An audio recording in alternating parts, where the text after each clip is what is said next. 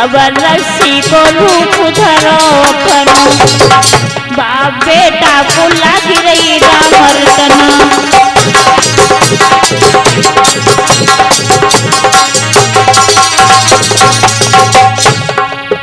अरे राम रटना घनश्याम रटना, बाप बेटा को लागी रही राम रटना।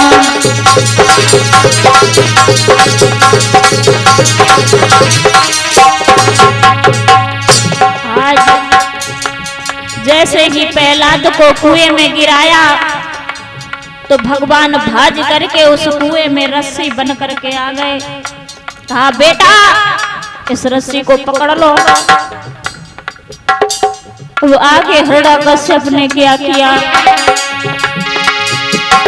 जब बेटा को सर्प पे लिटायो, जब बेटा को नांगन पे लिटायो,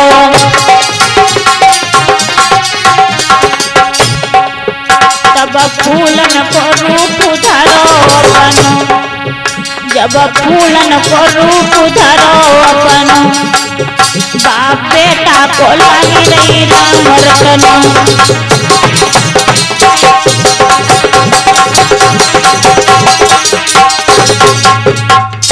आज हिरण्यकश्यप ने बेटा को एक कोठरी में नांग छुड़वा दिए और उस नांगों पर प्रहलाद को लिटाया।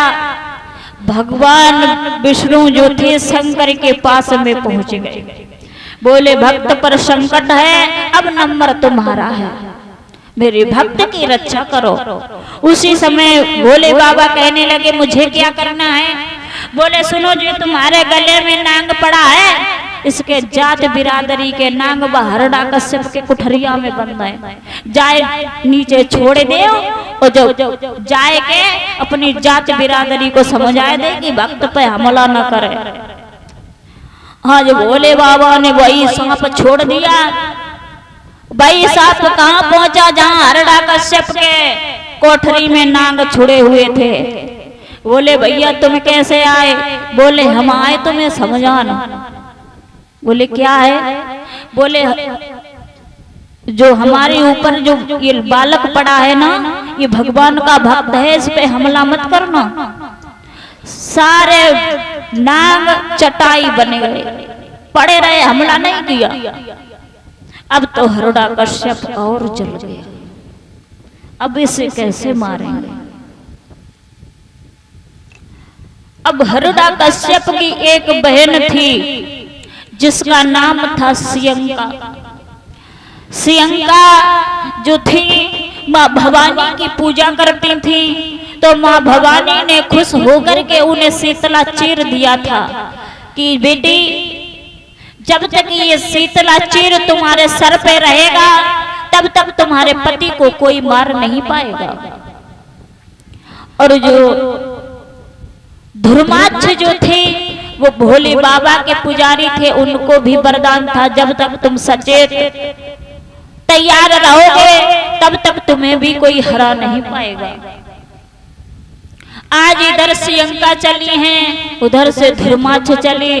धर्माक्ष ने सियंका को देखा तो सियंका से कहा कि तुम हमसे शादी कर लो। सियंका बोली ऐसे कैसे तुमसे शादी कर लें, जो हमारे भैया को युद्ध में हराएगा हम उसी के साथ में शादी करेंगे। धर्माक्ष कहने लगे ठीक है, बुला लो अपने भैया को। इधर सियंका ने अपने भाई को बुलाया। धर्माक्ष और हिरण्यकश्यप में युद्ध हुआ। लास्ट में धर्माक्ष ने हिरण्यकश्यप को जमीन पर डाल दिया। और जब जमीन पर डाल दिया तो आज सियंका और धर्माक्ष की शादी हो गई।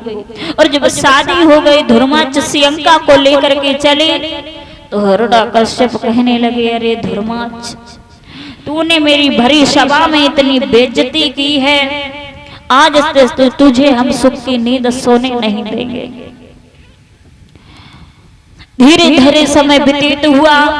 हिरण्यकश्यप ने धर्माक्ष का वध कर डाला। और जब वध कर डाला तो सियंका कहने लगी, भैया तुमने ये क्या किया, मेरा सुहाग उजाड़ लिया। रोने लगी हैं तो हिरण्यकश्यप कहने लगा, बहन रो नहीं, आप हमारे घर पर रहो।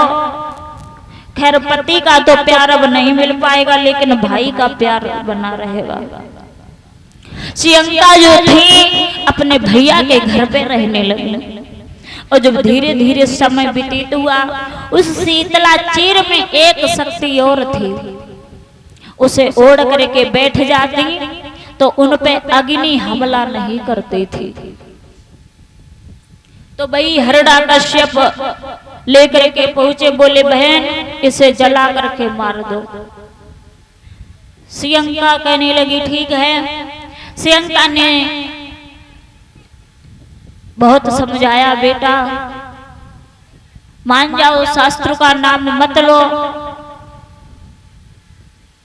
ये तुम्हारे चाचा यानी हमारे भैया को मार दिया। तो छोटा सा बच्चा, वो 5 वर्ष का प्रहलाद बोले हैं, बुआ एक बात बताओ, भगवान ने हमारे चाचा को मार दिया इसलिए वो हमारा शास्त्र हो गया, लेकिन बुआ एक बात बताओ, तुम्हारे पति को तो तुम्हारे सगे भाई ने मार दिया, तब भी तुम अपने भाई के घर पे रह रही हो। अब पहले जो सियंका थी और चले गई, बड़ा सा गट्ठर तैयार किया, अपने शरीर से शीतला चीर लपेट करके बैठ गई, अग्नि जलने लगी। और जब अग्नि जलने लगी तो भगवान विष्णु इंद्रदेव के पास में पहुंचे, बोले भक्त पर संकट है, अब नंबर तुम्हारा है। बोले मुझे क्या करना है? बोले तुम्हें ये 49 पवन भेजो, आज 49 पवन भेजे हैं। जैसे ही 49 पवन चले, आंधी तूफान बिजलियां कड़कने लगी, और वो शीतला चीर सियंका से छुटा करके प्रहलाद में लिपटा दिया। सियंका जल के राख हो गई, प्रहलाद बच गई। और जब सियंका जली गई, जब सियंका जली गई तो दूसरा नाम इनका होलिका पड़ा, जो फागुन के महीने में होली का त्योहार मनाया जाता है। दूसरा नाम इनका होलिका पड़ा। जैसे ही सियंका जले तो देवता लोग आकाश मार्ग से फूलों की बारिश करने लगे, और जब फूलों की बारिश करने लगे और जितने इधर उधर राक्षस खड़े थे वो कीचड़ फेंकने लगे। अच्छा एक बात बताएं, ध्यान रखना, जो आपके मुंह में अमीर रंग लगाए तो समझ लेना देवता है, और अगर काऊ ने वो कीचड़ फेंक दो आपके ऊपर तो समझ लो राक्षस है। हाँ, बोलिए भक्त भगवान की। इस तरीके से सियंका जली गई, इनका दूसरा नाम होलिका पड़ा। बोलिए भक्त भगवान की। एक भजन और इसके बाद कथा को देखेंगे।